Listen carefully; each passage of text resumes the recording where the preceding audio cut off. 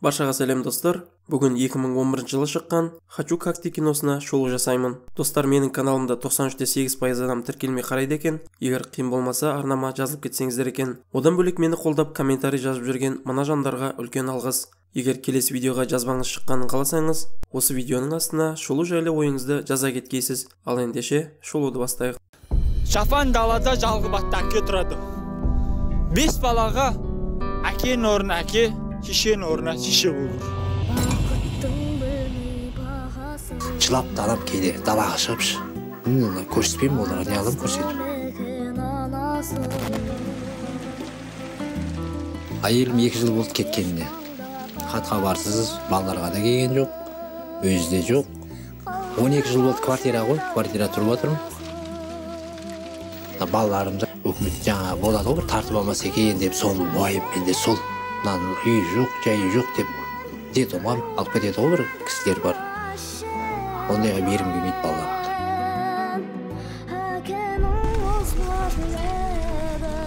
Қасқыр да бар, шакал да бар, біледі, қорқымышты, қамысынан бәрі. Ол қай жағынан шығып қалады, оны білмейсің бәрі. Сол қауіпті балаларға.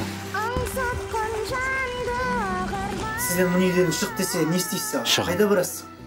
Квартира іздеймін. Ауылдың ішіне барам, квартира іздеймін. Нағыз батыр әке, балалар үшін бәріне дайын. Тек баспана, батты проблема. Бәріміз бірігіп, бұл қиындықтан шығарайықшы.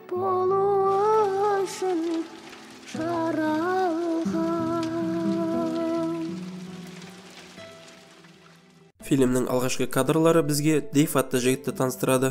Ол үйленген жас әке. Түн ортасында жігіттің ұйқысын 2 баласының жылағаны бөледі. Оның 2 егізі бар болатын. Түнде тұрып оларға барғанда бұттарына жіберіп қойған екен. Ал оны алмастыру үшін ол біраз қиыншылықтарға тап болады. Бір баласы сүтті төксе, біреу бетіне шоколадын лақтырады.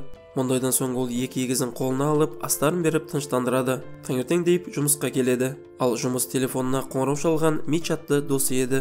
Онымен бірге дос болғанына біраз жылдар болған. Тек соңғы уақыттарда сирек кездесетін жағдайға жетті. Мич оған кешке болатын сауық кеші жайлы айтады.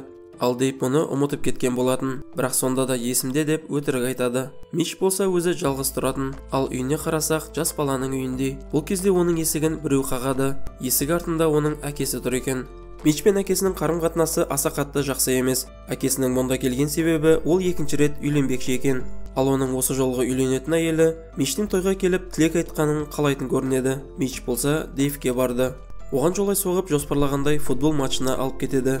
Содан соң 2 дос бірге барға барып шарап ішеді де өмір жайлы әңгімелеседі. Дейв досынан қазір кездесіп жүрген қызың бар ма деп сұрайды. Мич оған қызын көрсетеді. Бұл қыз анда-санда осы Мичтің үйіне келіп тұратын. Ал Дейв болса өз өмірінің тек жұмыс пен ұйқыдан тұратын айтады. Ал досының ойынша ол бақытты, себебі үйіне келгенде жақсы көретін адамдары күтіп отырады.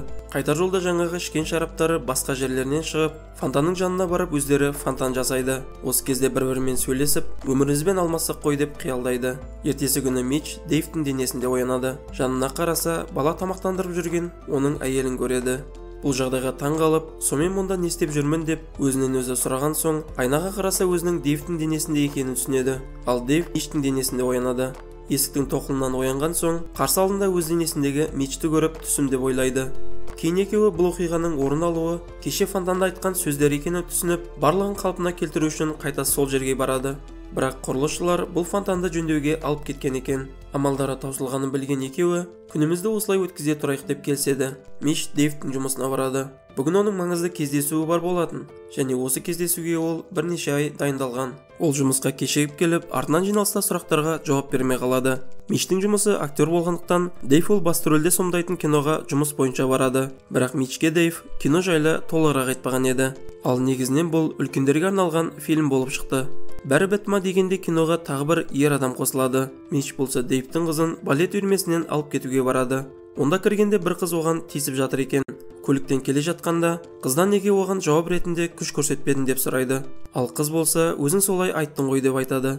Ал Мич болса, келесі жолы ақынды жіберме деп кеңес береді. Екі жігіт те барлығынан шаршады. Сондықтан Дейвтің әйеліне мойындауға шешім қабылдайды. Оны отырғызып қойып болған оқиғаны түсіндіреді. Кейін оны сендіру үшін Дейв әйелінің ешкім білмейтін түнде болған құпиясын айтады. Ал әйелі Дейв Мичке айтып қойды деп бұларды еріккен деп санап, бір шапалақтарын беріп кетіп қалады.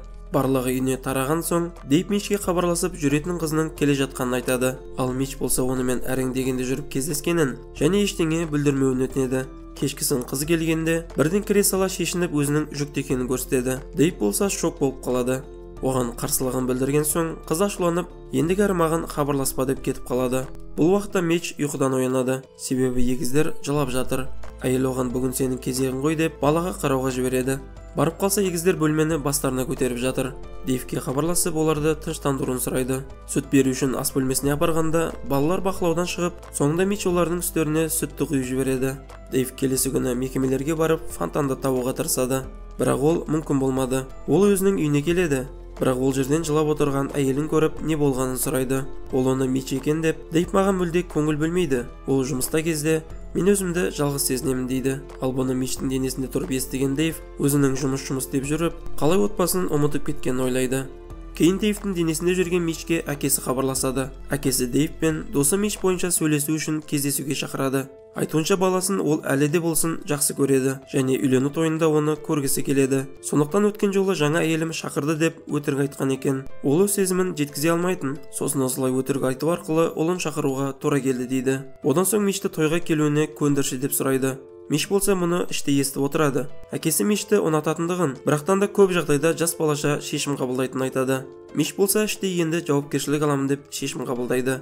Кешке қызының балеттен болатын концертіне барады. Концерт кезінде қызын тағы да бір қыз итергеле жатқанда, қызы оны асыра лақтырып жерге құлатады да билеуді жалғастырады.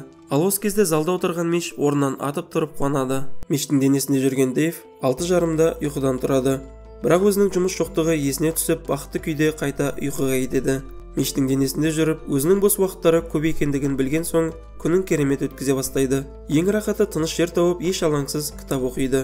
Кешке Рич пен оның хатшы қызының іскерлік кездесуі бар еді. Дейв негізінен осы қызбен кейде араласқысы келетін. Бірақ өз денесінде жүрген кезде отбасы бар екенін алдыға тартып бұған жол бермейтін. Бірақ ендігі Мичтің денесінде болғандықтан бұл саналмайды деп кездесуге шақырады. Кешке дастархан басында отырғанда, ол қыз Дейв бастықтың айтқаны үшін ғана келгенін айтады. Сондықтан ол бұл кешті нақты кездесу деп айта алмаймын дейді. Бірақ кейін шарап ішіп алады. Риштің денесіндегі Дейв пен қыздың әңгімесі жарасып кетті. Кейін екеуі бір-біріне ортақ нәрсе болсын деген оймен өздеріне тату жастады. Кешке үйіне шығарып салғанда, қыз Риш денесіндегі Дейвтан хабарласуын өтінеді. Бұл кездесу болмаса да соңы емес дейді. Келесі күні Дейвке фонтанның табылғаны жайлы хабар келеді. Бірақ осы хабарын Ричке барып айтқанда, екеуі де аса қуана қоймайды. Екеуіне де бір-бірінің өмірлері ұнап қалған еді. Сондықтан біраз уақыт осы өмірлерін сүріп жүре тұрса, жаман болмайды деп санайды. Дейвтің әйелі Ричті күтіп отыр. Ал Рич болса бұл кезде компания жұмыстарын жасауда. Бүгін оның өте маңызды іскерлік кездесуі болатын. Компанияның сатылымының кездесуі ол үшін өте маңызды. Өзінің дайындаған істерін көрсетіп, кездесуді жақсы алып шығады және компанияға өте керемет табыс әкеледі. Ал жұмыссыз өмірден рахат алып жүрген Дейв бірімен бірге бейсбол матчына барады. Кейін үйге қайтқанда бірі, Дейвке не қаласаң соны жасаймын дейді. Компаниядағы бүгін керемет сатылым бойынша марапаттау рәсімі өтуде. Ал Рич бұл марапатты алатын. Бірақ іште ол өзін лайықсыз санайды. Себебі бұл еңбекке негізі Дейв тиесілі деп ойлайды. Ал Ричтің үйінде бірімен Дейв отыр. Ол бір сәт осы жасап жатқандары жайлы ойлайды.